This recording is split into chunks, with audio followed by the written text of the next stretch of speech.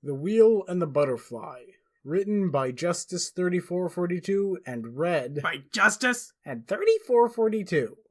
Chapter 23, Dan vs. Planning. Dan parked his red hatchback and stepped out towards the red-roofed adobe house of Chris and Elise. The short drive in the bright Southern California day having dried his clothes only slightly, leaving him still rather soaked. He quickly exited his car, stormed up the walkway, threw open the door, and announced, "Enough is enough! I want her out!" to a collection of furniture that was obscured by a number of blankets and sheets suspended from the ceiling. Dan paused as he examined the structure inside a structure in front of him. "Want who out?" a male voice called out. "Elise? She kinda lives here." "Hey, what animals do you choose to keep in your house is your business," Dan replied. "I heard that," Elise called back in a warning tone. "Good!" Dan retorted. "Look, Chris, can you come out here? I need ideas. And bees. Mostly bees." One of the blankets was pushed aside to reveal Chris's smiling face. "Why don't you come in here?" Dan gave an exasperated "Fine!" and trudged into the furniture/bedspread structure. "Hi, Dan. Elise said from the blue couch with a small smile from behind a cup of steaming tea. What are you drenched with?" She asked, examining the short man as her face went neutral. "Water. What does it matter?" "Well, you often end up covered in something unpleasant, and I'd rather not have to clean anything just because you stopped by," Elise explained. "Sorry," Dan answered snidely. "Wouldn't want to mess up your whatever all this is." "It's Fort Crelis, isn't it awesome?" Chris asked enthusiastically. "First of all, it looks more like a tent. Second of all, Chris Lease, that's the best you could come up with?" Dan asked, throwing his hands out. "Right, because Fort Dan Pie was a stroke of genius," Chris responded, rolling his eyes. Dan glanced at Elise. "I can't believe you actually agreed to this." Elise smiled again and shrugged. "It was fun, and it's kind of cozy in here," she said, fondly regarding her surroundings. She took a small sip of tea. "Anyhow, why do you need bees?" "I already told you," Dan insisted. Elise creased her brow. "I don't think you did." "Chris, couldn't you have married someone who pays attention? Or better yet, not have gotten married at all?" Elise sighed. "Thank goodness you reminded me what you're like when Pinky's not around. I was beginning to think you were tolerable. Wait." Elise's face changed to a worried look. Chris smacked a palm on his face. "Dan, don't tell me you're planning to unleash bees on Pinky," "Okay, I won't tell you that." Dan said with a shrug. "Dan!" Elise said sternly. "If you hurt her, I'll see to it personally that you're rendered incapable of harming another person again." "I'm sorry, was a vague threat supposed to scare me?" Dan asked. Elise cocked her head slightly. "I can get graphic." "Dan," Chris began, "there are a number of reasons why attacking Pinky with bees is a bad idea." Dan paused. "I'm listening." "A," "You said number! That was a letter!" Dan interrupted. Chris ignored him and continued. "Attacking Pinky with bees definitely violates the Dan shall not physically harm Pinkie Pie directly or indirectly agreement." "Oh, come on! She's not allergic. Probably." Dan said, rubbing his chin. "She'd be fine. Eventually." He insisted. "B," "Puns aren't funny, Chris." Dan replied. "Fine, 2. Wait, now you're mixing letters and numbers. Can we start over? Chris uttered a frustrated, "Ah!" and resorted to listing things on his fingers. Holding up 2, he continued. "Gathering bees means a high probability of the gatherer being stung." Dan smiled. "That's why I have you, buddy." Chris narrowed his eyes and held up a 3rd finger. "I'm not doing it." "Fine, more honey for me." Dan replied. Chris paused. "Chris, Elise called out. we have honey." Oh, right. Chris held up a 4th finger. "She might retaliate violently." Dan went silent. "He's got a point, and so does Pinky. Except her point is at the end of 8 inches of sharp metal." Chris held up a 5th finger. "Finally, she's probably the only person on the planet who might anticipate you attacking her with bees and have a beekeeper's suit at the ready." Dan trailed off as he considered this. "Okay, that's also a pretty valid point." Dan admitted. "So, no bees?" Chris asked with raised eyebrows. "Let's just call it Plan B." Dan said, chuckling to himself. Chris folded his arms, pursed his lips grumpily, and rolled his eyes. "Why do you even want to attack Pinky with bees anyhow?" Elise asked with a knitted brow. Dan turned to her. "This last week at the apartment has been a living nightmare," he asserted. Elise sipped her tea. For you or Pinky? She asked with a smile. Dan shot her a glare. I'll have you know she's subjected me to daily tortures. Elise and Chris glanced at each other, both remembering that Dan had a tendency to push Pinky into a rather dark place. What kind of tortures? Chris asked with a hint of skepticism. Pinky pushed her roommate into the bathroom.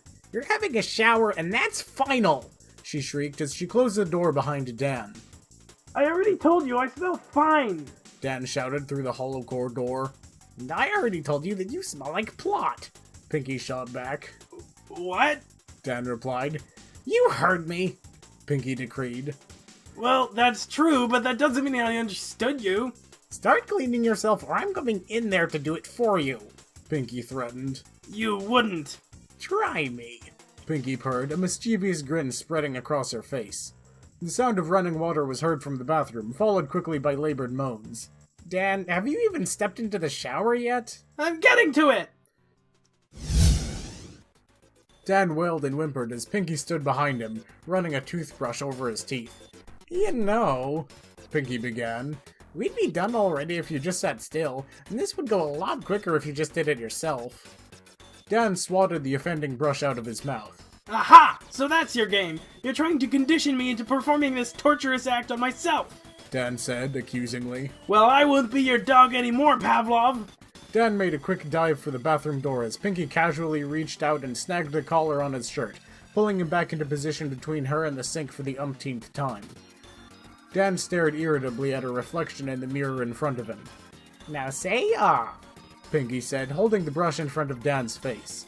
Dan sighed, rolled his eyes, opened his mouth, and continued his wailing and whimpering as Pinky continued to brush his teeth. What the heck is this? Dan demanded, angrily motioning to the bowl in front of him. Fruit salad, Pinky said nonchalantly. Wow, you managed to create the opposite of high concept. You've combined two things that no one likes, and... Pinky quickly scooped a spoonful of soft, chopped fruits and deposited them into Dan's open mouth. Ah! Dan swallowed the soft material and immediately began coughing and making choking noises. I've never felt so violated in my life! Dan's expression contorted into fury, and he turned to face his foe who had forced fruit inside his face. How dare! Pinky inserted another spoonful of fruit into Dan's mouth, causing Dan to go through another round of coughing and choking. Dan began to tear up a bit. Just stop! You're evil and cruel and... Dan quickly found speaking difficult as Pinky shoveled more fruit into his mouth. Dan looked back and forth between Chris and Elise with large, sad eyes, hoping for some amount of sympathy. Chris and Elise broke into fits of laughter. I knew you two sadists would take her side! Dan, Chris began in between giggles, forcing good hygiene and dietary habits on you hardly counts as torture. Oh yeah? Well, I'm also forced to deal with her cluelessness on a daily basis! Dan leaned against his car and absent-mindedly watched the numbers on a gas pump tick upwards. This was followed by a loud click as the numbers stopped. He grabbed the gas nozzle, removed it from his car, and set it back on its gas pump perch. He glanced up at the gas station. What is taking that girl so... Suddenly, the door to the station flew open and Pinky sprinted back to the car. Pinky? What? There's no time to explain, Pinky cried as others also fled the gas station. Get in the car and let's go, go, go! Being an expert at fleeing potentially dangerous or illegal situations, Dan quickly entered the car, buckled up, and started the engine. Pinky, likewise, entered and buckled up as Dan put the car into drive and raced away from the pumps. Now, do you mind explaining to me what that was? Dan was cut off by the sound of multiple explosions. He looked into his rearview mirror to see the gas station engulfed in flames. Surprise quickly seized Dan's expression as he turned to his passenger, who was sporting a large, nervous grin. So, you know how they say you learn something new every day? Pinky asked. That is a phrase I'm familiar with, yes. Dan replied. Well, today I learned you're not supposed to put metal in a microwave, Pinky said, maintaining her nervous grin. There was an audible smack as Dan brought his palm up to his face. Oh, can I visit the animals? Pinky asked excitedly, bouncing up and down. Dan grabbed a shopping basket and started walking towards the section in the pet shop marked cats. Go nuts, he replied in a bored tone. Pinky flashed a toothy smile and cupped her hands together, raising them to her chin as she bounded off into the store. Dan followed her with his eyes for a bit, shrugged, and continued walking towards the cat food aisle.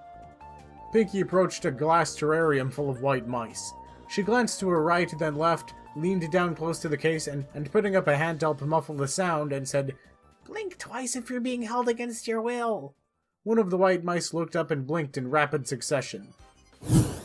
Let's see, that'll be $23.75.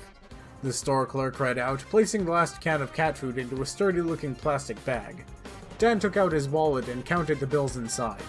Frowning, he looked up and called out, "Hey Pinky, can I borrow—" Pinky dashed into sight, followed by a menagerie of mice, ferrets, birds, lizards, and all manner of pet shop animals. "Run, Dan! Animal prison break! Freedom forever!" Pinky declared, throwing both fists into the air as she made her way to the door. "But I haven't paid!" Dan protested. "Oh wait, I'd rather not pay anyhow."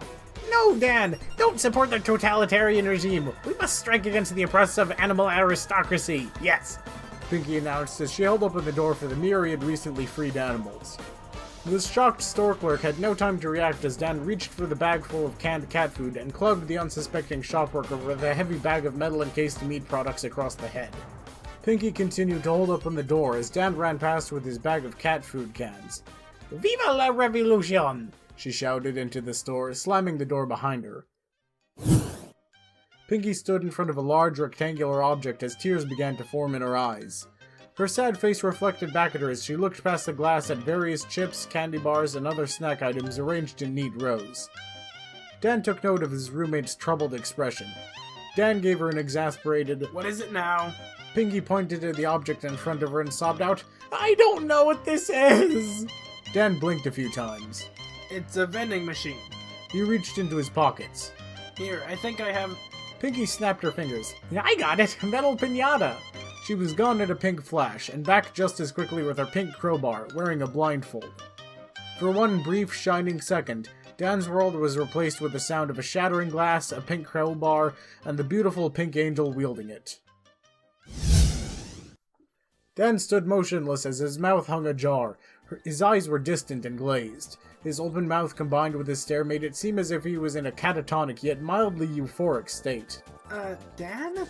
Elise asked. Dan snapped out of his stupor. "Sorry, I went somewhere for a moment there."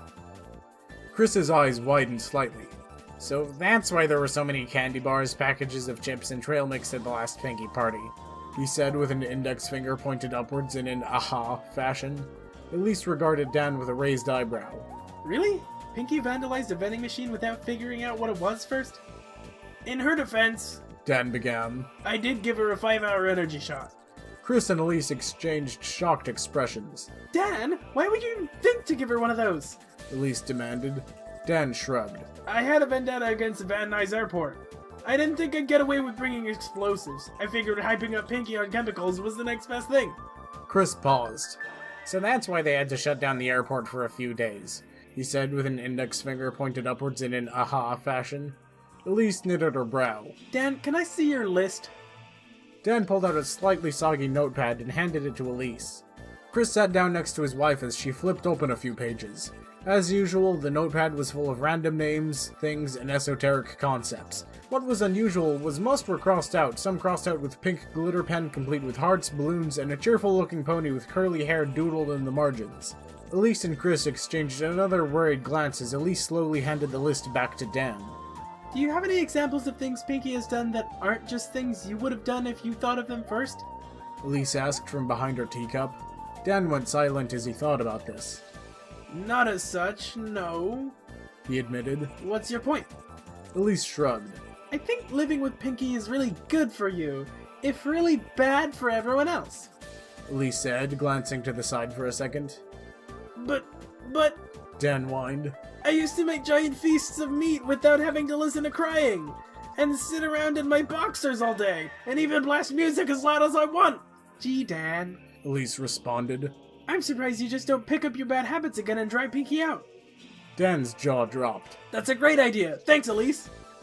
Elise's eyes went wide, and she extended a hand out to signify stop. "No, wait, Dan was out of the furniture/blanket fort and out of the house in a flash. Elise's hands dropped along with her expression. Oh, come on, Chris said with a frustrated tone. Elise sighed. I know. Whenever I come up with an idea, it's glad I thought of it, Chris. Chris motioned to Elise with both hands. But when you do it, it's thanks, Elise. Unbelievable, Chris said, motioning to the sheet ceiling above him with an irritated expression. Elise sighed as she brought her free palm up to her face.